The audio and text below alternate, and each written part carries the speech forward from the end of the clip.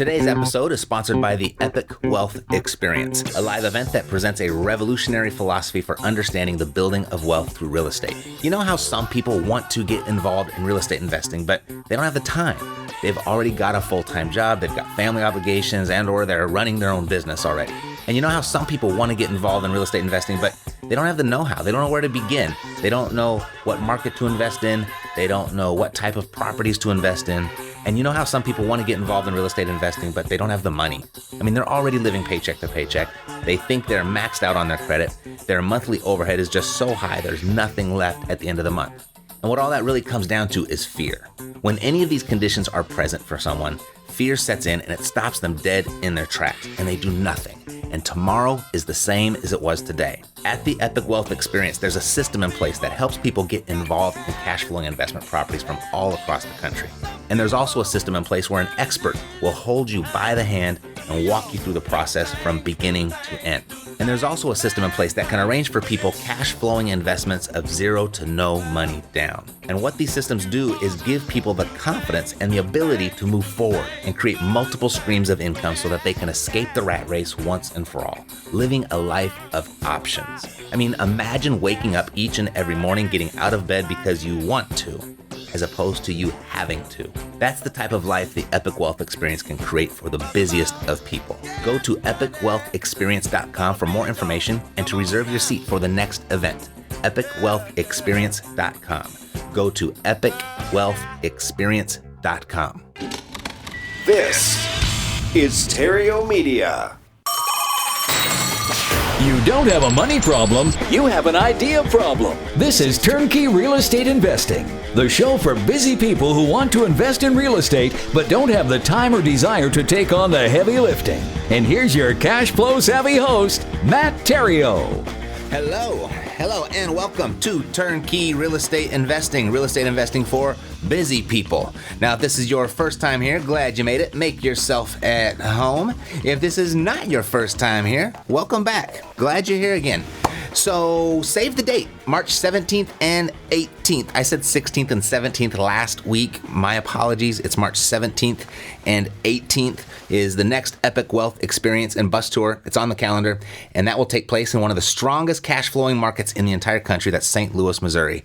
Early bird pricing is now in effect. Go to epicwealthexperience.com and reserve your seat. Pricing is going to increase the closer that we get to capacity. We only got 30 spots available, so don't get left out and don't pay more than you have to either. Go to epicwealthexperience.com. Alrighty, so today I was browsing my Twitter feed and I stumbled upon an article over at entrepreneur.com written by Mr. Grant Cardone called Don't Fall for These 12 Mental Money Traps.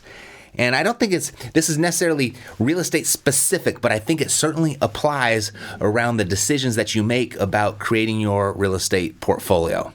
And, every time I find something interesting like this that I think is applicable, I like to share it. So today I'm going to share this with you. And I'm just going to read from it loosely. I might throw in a comment here or there, but I'll just go ahead and take off. So it begins. Most of us were brought up poor or in the middle class, and then continue the rest of our lives plagued by the thoughts, ideas, and actions of the poor and the middle class. And if you were brought up like I was, by parents that had great intentions but few ways to create financial freedom, then there is a good chance you are still trapped by mental money traps that continue to hold you prisoner. Right? I couldn't agree more. The way you think about money has such an influence on what type of money comes your way. So, let's see. No one would deny that the wealthy think and operate differently regarding money, wealth, finances, and investing. Here are some common mental money traps. Number one, just want enough to be comfortable. So at the core of the middle class is some idea that they can somehow find this place of comfort, which becomes a compromise for any possibility of financial freedom. Consider that a significant number of people save little money for retirement. And we've talked about that here, right? We've talked about that. 95% of the today's 65-year-olds arrive at the age of 65 with the complete inability to retire. So, Yeah, a significant number of people, they save little money for retirement. This has caused masses of people to be unable to quit working at retirement age because they are without enough money to take care of themselves during economic contractions. And so just wanting to be comfortable typically results in a lifetime of being uncomfortable or not having the comfortable life that you really did want in the first place, that you set out to get. So that's number one. Number two, I need to make money. We hear that all the time. I need to make money. It's actually against the law to make money. That is the job of the government, which over the last decade has been more and more willing to manufacture money in unjustified amounts. This idea that you need to make money to have it limits you to believing you must trade time for money. Quit thinking about making money and think in terms of collecting it. When you trade something of value with the public, you will get money in return. Couldn't agree more. This is right in alignment with what we do here. Quit thinking about making it and think more in terms of collecting it. It's like stop thinking of creating piles of cash, but think more of creating streams of cash. And when you trade something of value with the public, you're going to get money in return. And what we trade in value with the public is we provide housing and we get money in return. 3, bigger isn't better. Wrong. Bigger is better and more is glory. Quit thinking little. The best companies in the world are big. Staying small takes a lot of energy. I talk about this in the 10 times rule. This is his book, the 10 times rule. Go 10 times bigger than you think is necessary. It's more fun and it gives you a better chance of succeeding. Over the last 12 months, I have interviewed more than 50 very successful entrepreneurs that run $1 million companies to $100 million companies that started with nothing. Almost every one of them shared with me that their biggest regret was not thinking bigger from the beginning. You know, that was a while back. It's actually on another podcast. I interviewed one of the contestants from I think it was the second season of The Apprentice with Donald Trump. And I asked, what was the biggest thing that you learned from Trump? What was the biggest takeaway after that experience? Because he won. His name escapes me. But he won the second season, and he got to spend the whole year working side by side with Donald Trump. And he says, what I really learned was that just the magic of thinking big. There's actually a book out there called The Magic of Thinking Big. Not related, just occurred to me as I was saying this. But just the fact that every time we came up with an idea, he said, how can we make it bigger? And he said, that's what I've walked away with, and I do that with every single idea that comes to me. How can I do it bigger? How can I make it bigger? So bigger isn't better. That is a money mental trap. Bigger is better. Number 4, more money, more problems. We've heard of this, right? There's even a song about it. More problems or more money we got, the more problems we see. This is simply an idea that those without money use to justify having less and being broke. If more money is more problems, then bring on the problems, because I tried being broke and that was more than just a problem. Quit trying to make rich ugly. It's not. The truth is, the more money you have, the more control and choices you have over every aspect of your life. If you are sitting in a first-class seat, it doesn't mean you won't have a drunk sitting next to you. Buying your own jet allows you to control who gets on it. But now you have to hire 2 pilots, a mechanic, and feed the airplane. More money means new problems, not more problems. Number 5, it takes money to make money. The reality is, more than 3/4 of all millionaires today are first-generation millionaires. More than 3/4 of all millionaires today are first-generation millionaires. That means that ordinary people got rich because they had the courage to follow up on their ideas. The phrase, it takes money to make money, is completely incorrect. It takes money to make more money, but it doesn't take money to make money. While later in life the rich use their money to create wealth, in the beginning stages it only takes courage and persistence to create money. This belief that you first need money makes you a victim and gives you no way out. I started with no money. In fact, I was in debt. At the age of 25, I was broke. By the time I was 35, I was in a position to never be broke again. Weren't we all broke at 25? I was broke at 35. I was broke at 34, 35 years old. But I get it. I know what he's saying there. Number 6, money doesn't grow on trees. The person that commonly throws this phrase around is suggesting money is limited and scarce. There is something near $134 trillion on this planet, most of which is merely represented by digits in bank accounts, in investing accounts, and stuff like that. The only shortage of money on this planet is the mind of those that don't have money.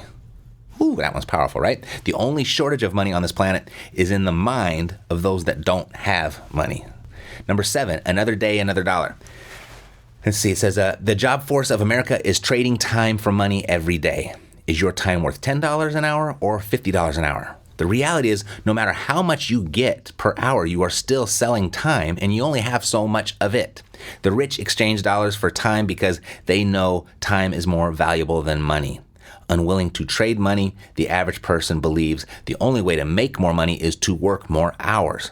Big money requires thinking about money without time consideration. Think broad money. Number 8, money is the root of all evil. The actual saying is the love of money is the root of all evil. The love of money is the root of all evil. I'd actually correct him there because I believe it said the accurate saying is the love of money is the root of all kinds of evil. So there's 2 modifiers there. He's got one in there, the love of money, but it's the love of money is the root of all kinds of evil.